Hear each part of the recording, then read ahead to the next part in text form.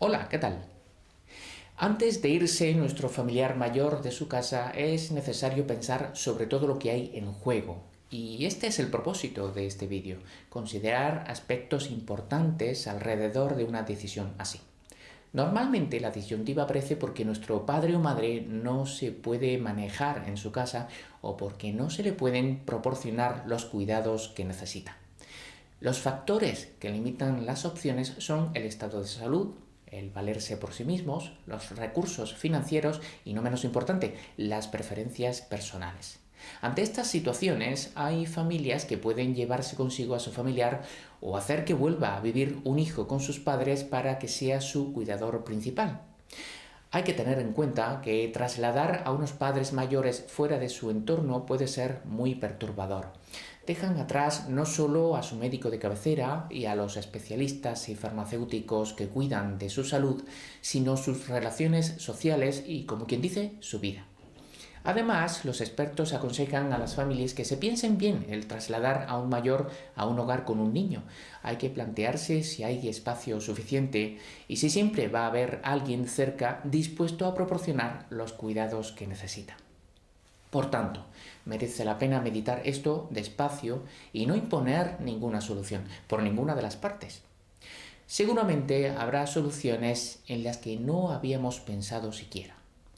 Un buen punto de partida es considerar que se va a quedar en su casa y qué hay que hacer para conseguirlo, ya que es la opción que menos trastoca la vida de los implicados. Tal vez haya previstas ayudas públicas para atender las necesidades de una persona mayor en su domicilio, pero también cabe pensar en hacer frente a los mayores costes de los cuidados mediante fórmulas en las que no cae uno normalmente. Por ejemplo, las hipotecas inversas, es decir, una entidad bancaria paga unas mensualidades a cambio de quedarse con el inmueble. También se puede vender la nuda propiedad a un particular conservando el usufructo de la vivienda de por vida. O hasta permitir que una empresa especializada se encargue de sufragar los gastos mediante el alquiler de algún otro inmueble, sin que haya compraventa de por medio ni afecte a los herederos. En fin, lo que pretendo transmitir es que muchas veces hay más soluciones de las que podemos concebir y es mucho más difícil verlas si además la situación se ha presentado sin tiempo de asimilarla, como consecuencia de una caída o un ictus, por ejemplo. En el próximo vídeo entraremos en más detalles sobre cuestiones del día a día que hay que replantear para seguir viviendo en el mismo hogar con un grado de dependencia creciente. Si a pesar de nuestros esfuerzos porque se quede en su casa no lo vemos viable, antes de hacer mudanza cabe considerar otras opciones, como los hogares grupales, los centros de vida asistida, las residencias de mayores o las comunidades de retiro con cuidados continuos. Vamos a ver en qué consiste cada una de estas soluciones. Los hogares grupales también se conocen como establecimientos residenciales de cuidados. Son privados y no suelen albergar a más de 20 personas en habitaciones individuales o compartidas. Los residentes reciben cuidados personales y comidas por parte del personal que está disponible las 24 horas del día, si bien no se suelen proporcionar cuidados de enfermería o médicos. Los centros de vida asistida son para personas que necesitan ayuda con el cuidado diario, pero no tanto como el que se da en una residencia para mayores.